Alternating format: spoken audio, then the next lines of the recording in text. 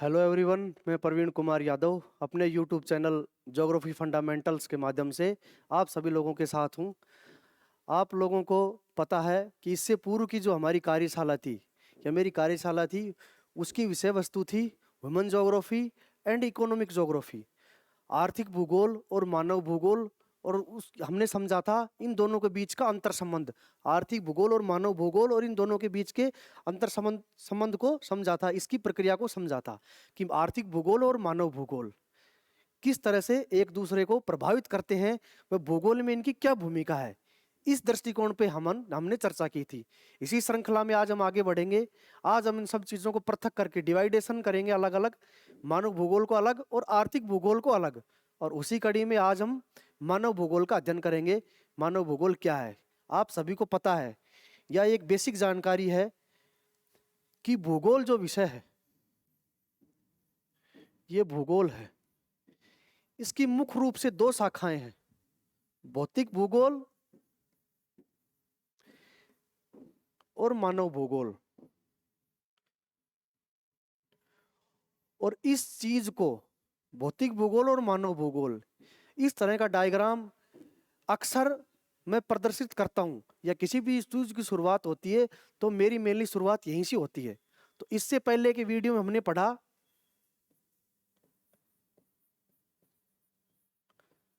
आर्थिक भूगोल और मानव भूगोल को साथ साथ, कि साथ साथ ये किस तरह भूगोल से प्रभावित करते हैं, भूगोल को प्रभावित करते हैं। और साथ साथ इसलिए पढ़ा, उसके पीछे ये था, ये क्या है, मानव भूगोल।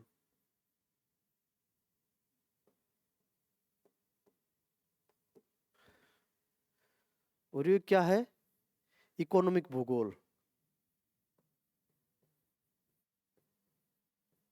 आर्थिक भूगोल। और ये जो पोर्शन है, डायग्राम समझेंगे, ये क्या है, एक विशुद्ध भूगोल होता है। भूगोल का हर विषय के साथ इस तरह ही अंतर संबंध है। कृषि भूगोल, नगरीय भूगोल, जलवायु भूगोल, ये सब भौतिक भूगोल का पोर्शन आ गया। ये सॉरी, जलवायु भूगोल। इस तरह से हम इन चीजों को समझने की कोशिश करेंगे, या इन सब चीजों को मैं आप सब लोगों के सामने रखूंगा। तो आज की जो हमारी कार्यशाला रहेगी, उसकी विषय वस्तु क्या है, मानव भूगोल। तो मानव भूगोल में, मानव भूगोल, मानव भूगोल में हम मानव भूगोल के उद्भव के बारे में समझेंगे कि मानव भूगोल का उद्भव कैसे हुआ। फिर आता है इसका विकास, कि मानव भूगोल का विकास कैसे हुआ। फिर मानव भूगोल एक विषय के रूप में, सब्जेक्ट के रूप में मानव भूगोल क्या है, इसकी उपयोगिता क्या है।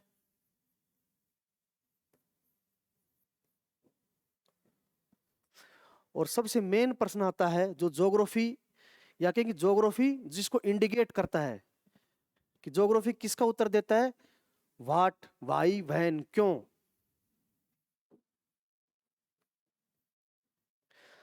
हम एक आम बेसिक नॉलेज के लिए कि हम मानव भूगोल क्यों पढ़ें, मानव भूगोल को क्यों समझे, इन सब चीजों को ध्यान में रखते हुए आज की हमारी कार्यशाला रहेगी।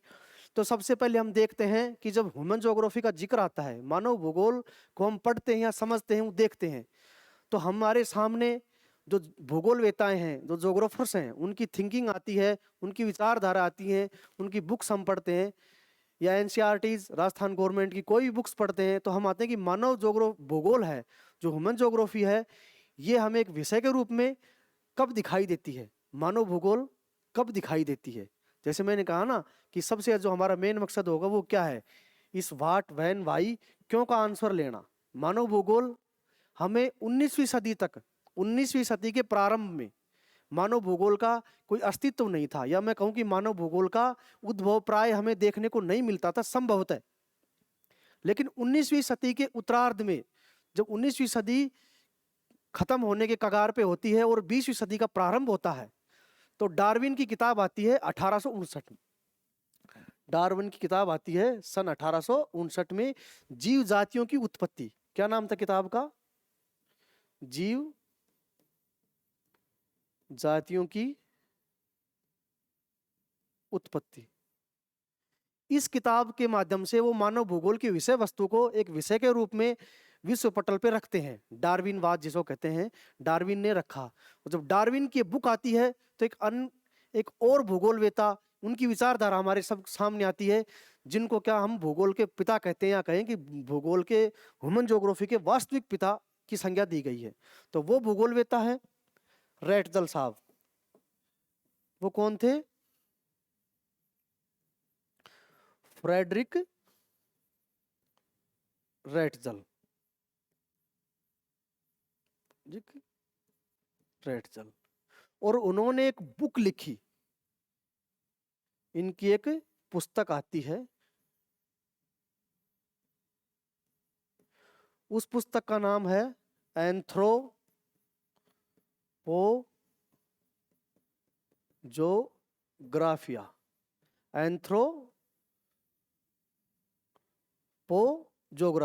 एंथ्रोपोजोग्राफिया में उन्होंने मानव भूगोल शब्द का प्रयोग किया। क्या किया? मानव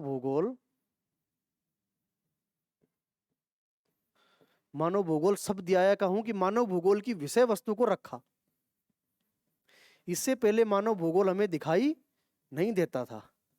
तो रैटजल साहब को मैंने कहा था कि इनको क्या है, मानव भूगोल का वास्तविक पिता कहा जाता है।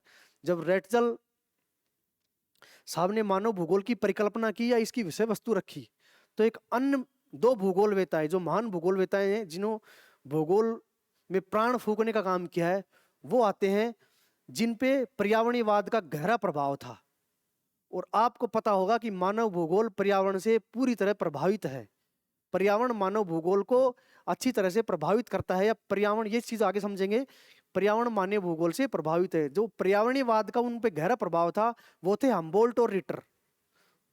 कौन वैज्ञानिक थे? दो, हम्बोल्ट एंड रिटर साहब। इन दोनों की खासियत ये थी, ये आर्म चेयर भूगोलवेता थे और ये खोजी भूगोलवेता थे, लेकिन दोनों की विचारधारा एक थी। भूगोल के जो विषय के रूप में, उसकी कार्यशैली के रूप में समझने में इनकी जो थिंकिंग थी वो एक थी। इनकी सोच, इनका दृष्टिकोण भूगोल को केवल मात्र व्यापक करना था।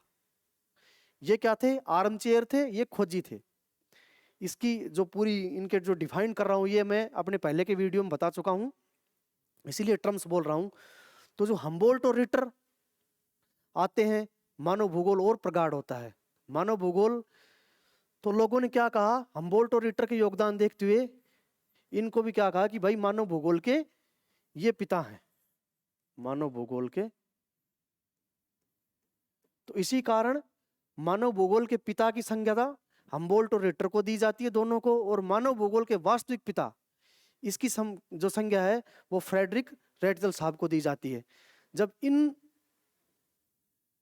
लोगों ने भूगोल का एक दृष्टिकोण रखा, या समझने के लिए हम एक अच्छा सा टर्म्स यूज कर सकते हैं कि जो मानव भूगोल का उदय हुआ, मैंने कहा कि इनमें पर्यावरणवाद का गहरा प्रभाव था।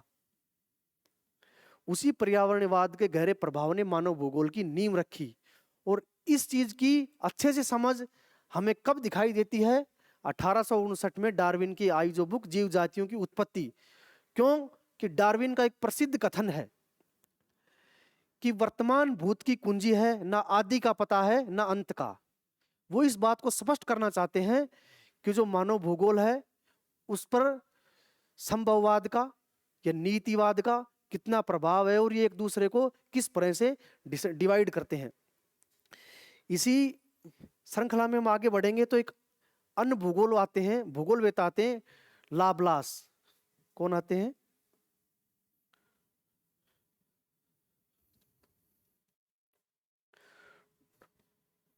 डवाल्ड नहीं, सॉरी,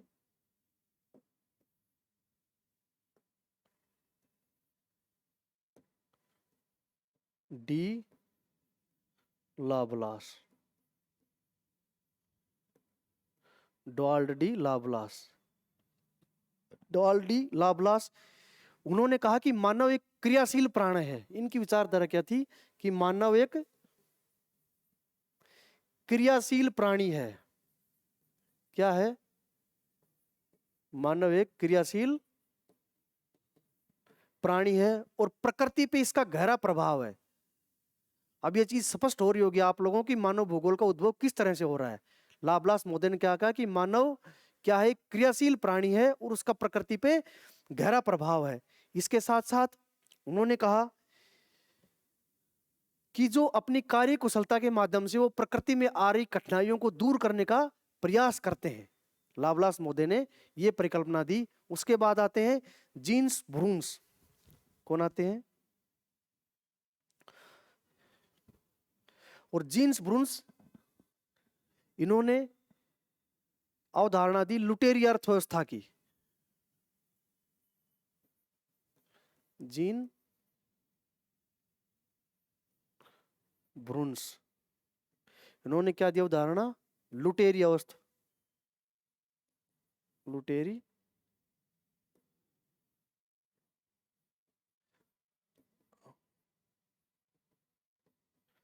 लुटेरी अर्थव्यवस्था। ये सब चीजें आगे जाके कोरिलेट होंगी। लुटेरी अर्थव्यवस्था से क्या मतलब है? उन्होंने कहा कि जो मानव है प्रकृति का या पर्यावरण का उपभोग कर रहा है वो एक प्रकार से इसको लूट रहा है। संभववाद और नीतिवाद इसके माध्यम से।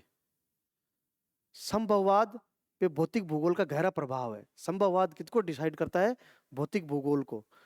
उसके बाद रेटजल आते हैं। उसके बाद कौन आते हैं? रेटजल मोदे। और रेटजल मानव भूगोल के दर्श, रेटजल मोदे ने कहा कि जो मानव भूगोल हमें दिखाई देता है या मानव भूगोल का जो दृष्टिकोण है वह सर्वथा प्रकृति से प्रभावित है या पर्यावरण से संबंधित है। और उन्होंने क्या कहा?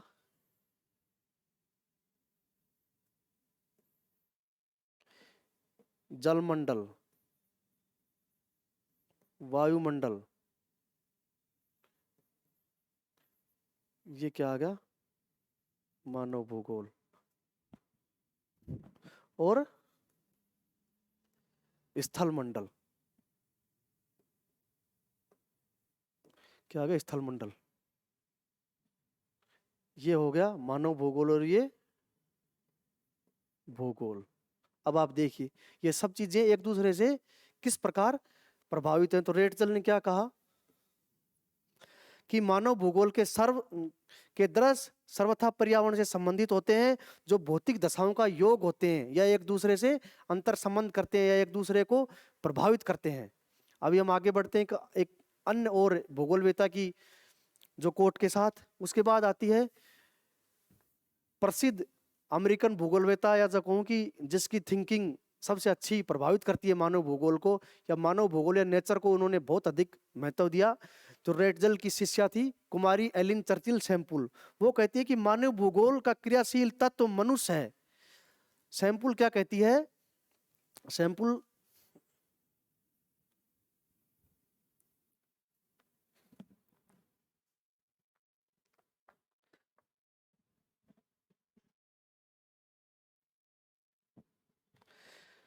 सैम्पुल कहती है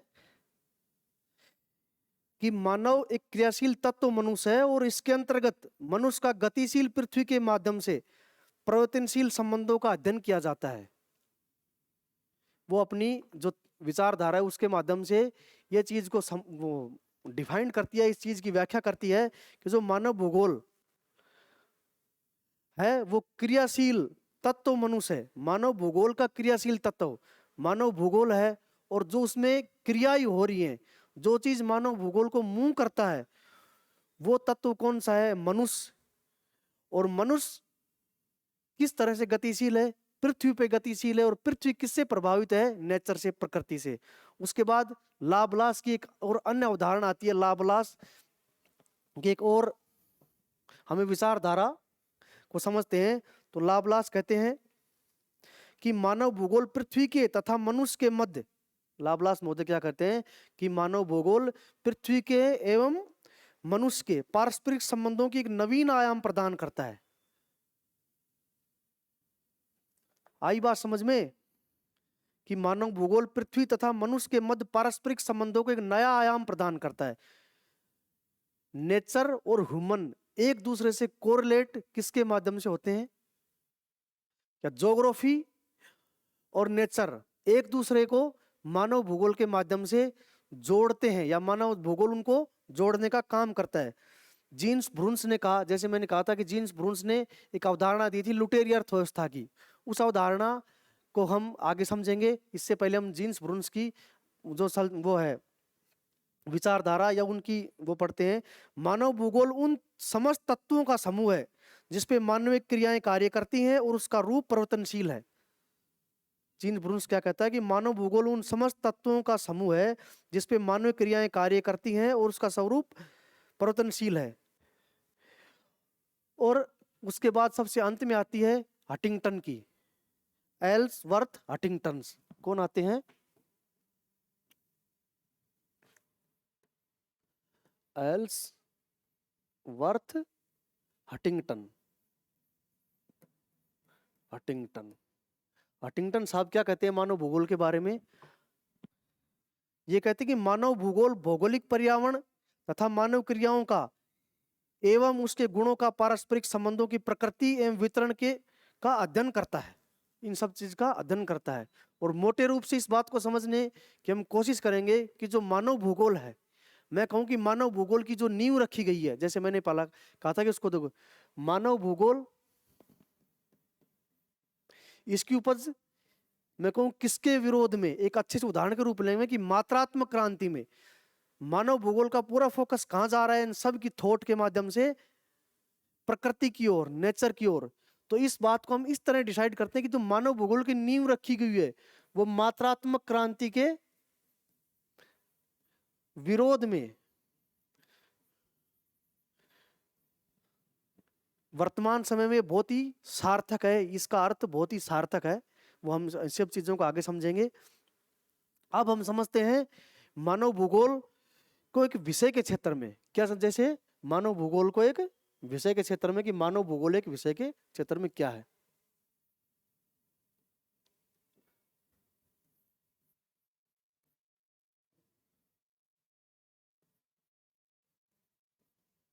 मानव भूगोल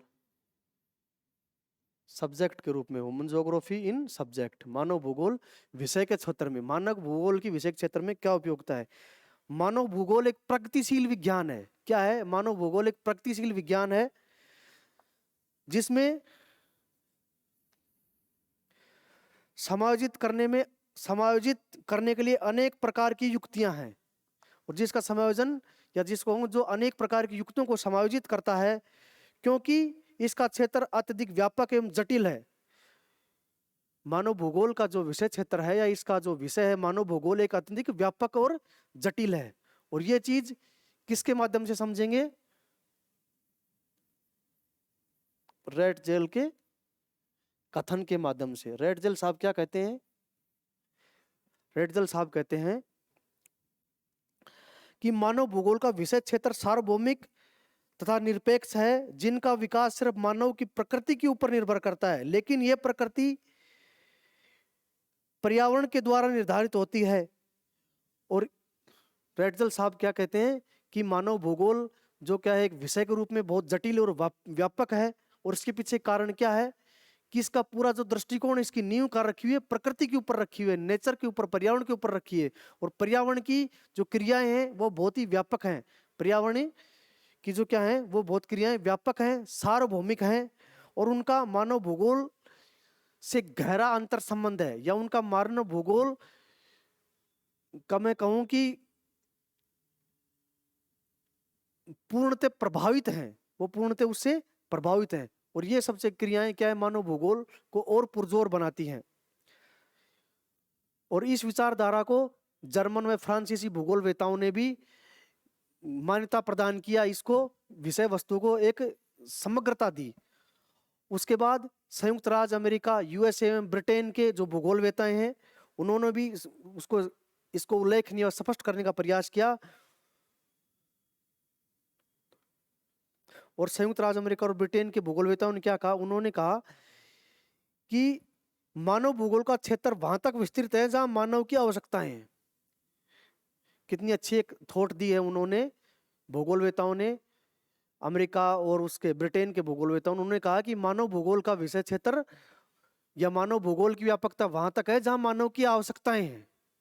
ह्यूमन ज्योग्राफी वहां तक जाती है जहां तक मानव की बेसिक नीड्स जाती हैं, और मानव की आवश्यकताएं कहाँ तक जाती हैं, इस चीज का आपको सार्थकता से पता है। इसका ज्यादा वर्गीकरण करने की आवश्यकता नहीं है कि वो किस तरह से प्रकृति से प्रभावित होती हैं।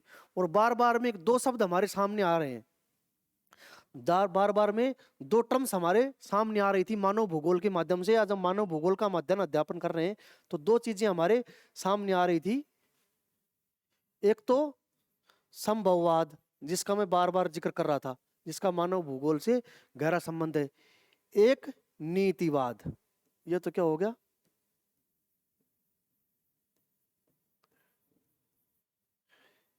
ये संभववाद क्या है और नीतिवाद क्या है, इन चीज को हम समझेंगे।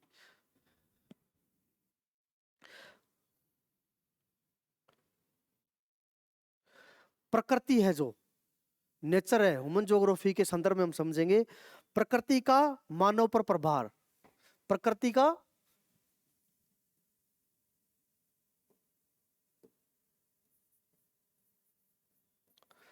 जब प्रकृति किसको प्रभावित करती है, मानव को, तो वो क्या कहलाता है,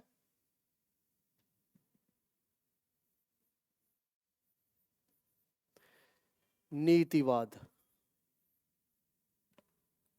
और जब मानव प्रकृति को प्रभावित करता है, मानव किसको प्रभावित करता है, तो वो क्या कहलाता है, संभववाद।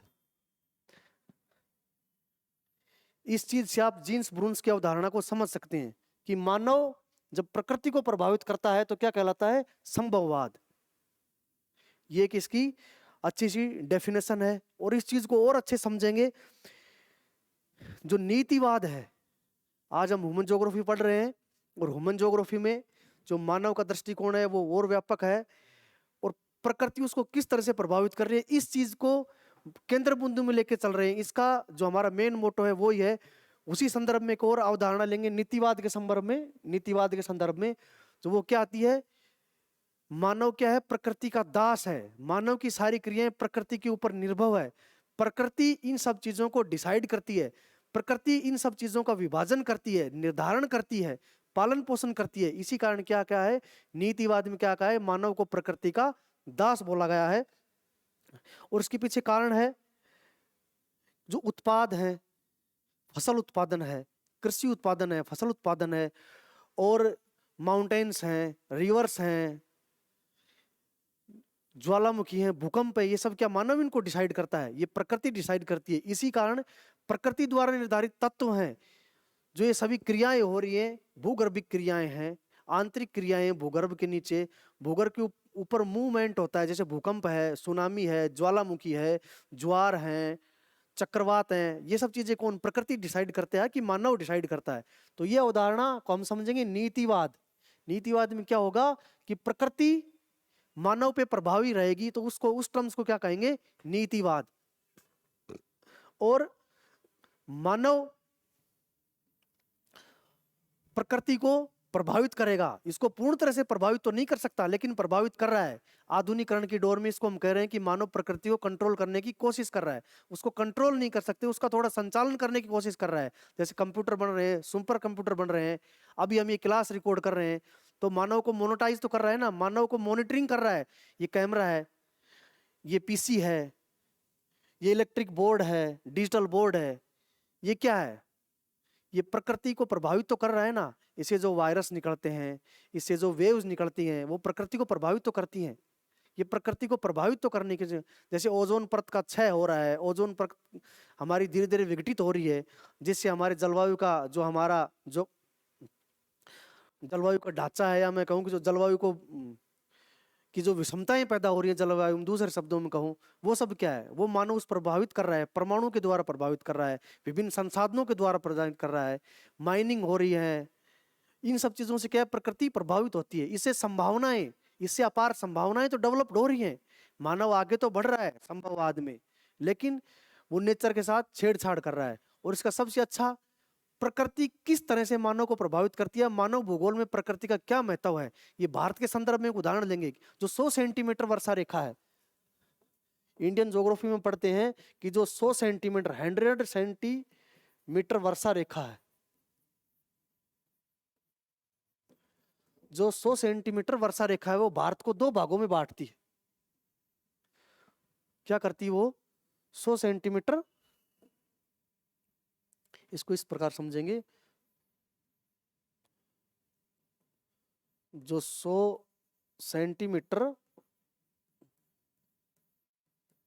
वर्षा रेखा है, संभववाद और नीतिवाद को समझने के लिए है ये, वो भारत को 2 भागों में डिसाइड कर देती है। भारत को 2 भागों में डिसाइड नहीं, सॉरी डिवाइड, उसका विभाजन कर देती है। जो सोर्स एक आता है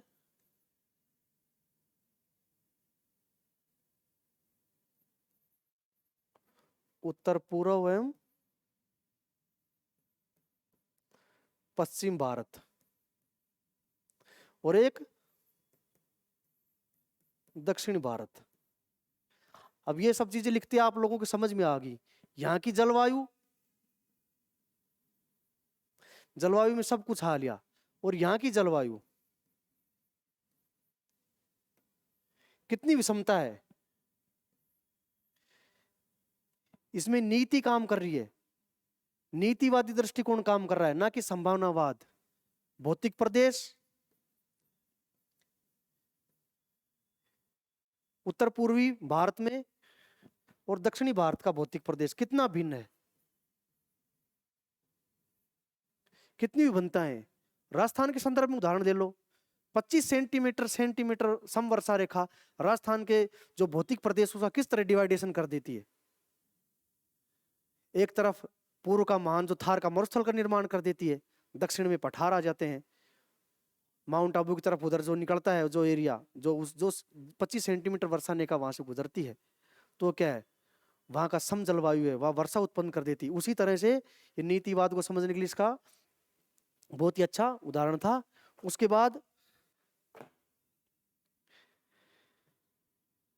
मानव भूगोल हमारा मेन विषय वस्तु था, उसके एक सबसे लास्ट में कोटेशन है जो नीतिवाद है। नीतिवाद से जो प्रभावित होता है मेनली वो क्या होता है, भौतिक भूगोल। ये बहुत अच्छी समझने की, या मैं कहूं कि एक बहुत अच्छी विचारधारा है। जो नीतिवाद जिस चीज को सर्वाधिक प्रभावित करता है,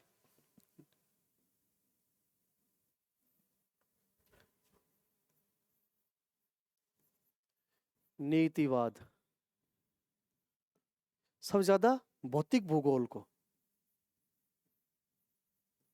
नीतिवाद किसको, भौतिक भूगोल को, और संभववाद मानव भूगोल को।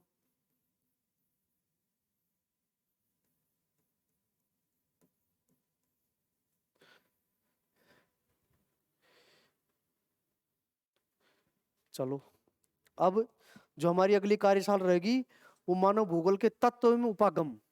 जो नेक्स्ट जो कभी वीडियो रहेगा, रेगुलरिटी तो नहीं कह सकता, उसमें क्या मानव भूगोल के तत्व एवं उपागमों का अध्ययन करेंगे। आशा करता हूं कि मेरे द्वारा दी गई जानकारी आप सब लोगों को उपयोगी होगी। बहुत बहुत धन्यवाद, थैंक्स।